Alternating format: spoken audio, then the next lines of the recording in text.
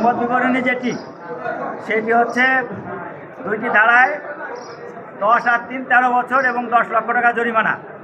আরেকটি মামলা যেটা ইনকাম ট্যাক্স অর্ডিন্যান্সের মামলা, সেটা হচ্ছে আপনার 5 আর 3 8 বছর এবং জরিমানা করা হয়েছে 10,82,000 টাকা।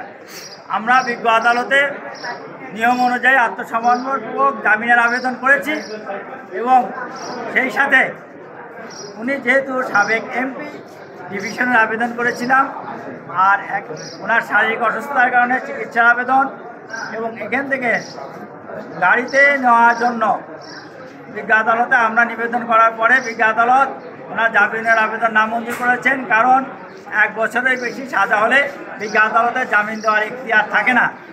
আর অন্য যেটা ডিভিশনের আবেদন, গাড়িতে নেওয়ার আবেদন এবং চিকিৎসার আবেদন, এগুলোর বিজ্ঞ আদালত সবই মঞ্জুর করেছেন। আচ্ছা, 1 বছরের বেশি কোন ধরনের মামলায় সাজা হলে জামিন দেওয়া? যে কোনো মামলায় ট্রায়াল কোর্টের এখতিয়ার হচ্ছে 1 বছর পর্যন্ত। যে কোনো মামলা, যে কোনো কোর্ট 1 বছরের বেশি সাজা হলে আর জামিন দিতে পারবেন না। এখন আপনারা জামিনের জন্য কি প্রক্রিয়া মেনটেন করবেন? এখন আমরা আমার বন্ধু ম্যাজিস্ট্রেট রাজীব প্রধান আছেন, উনি সহ আমরা হাইকোর্টে এই মামলার বিরুদ্ধে আপিল করি। আমরা সার্টিফিকেট কপি পাওয়ার জন্য, এখানকার রায় এবং আদার্স পেপারের সার্টিফিকেট কপি পাওয়ার জন্য আবেদন করেছি আজকে। আমরা as soon as certificate copy পেলে আমরা হাইকোর্টে অ্যাপিল করব এবং এটা যেহেতু 2টা মামলা, একটা সিঙ্গেল বেঞ্চে অ্যাপিল হবে আর একটা ডিভিশন বেঞ্চে অ্যাপিল হবে এবং সেখানেই আমরা জামিনের জন্য আবেদন।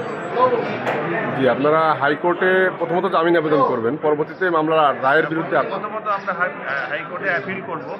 অ্যাপিলটা দিলে এবং এর সঙ্গে আমরা জামিনের আবেদন করব।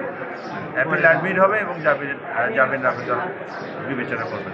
যদি ন্যায় বিচার হয় তাহলে কেমন রায় আপনারা? শুনানি পরবর্তীতে আপিল শুনানি হবে।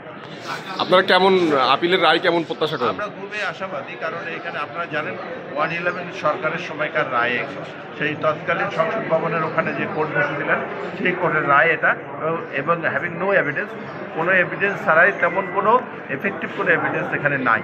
যেসব কাগজপত্র দিয়ে, যে এলিগেশন এবং যেসব এভিডেন্স কালেক্ট করে ওনাকে সাজা দেওয়া হয়েছে, আমরা মনে করি যেটা আমরা হাইকোর্টে গেলে যথাযথ বিচার পাবো, এমনি উনি খালাস পাবে ইনশাল্লাহ।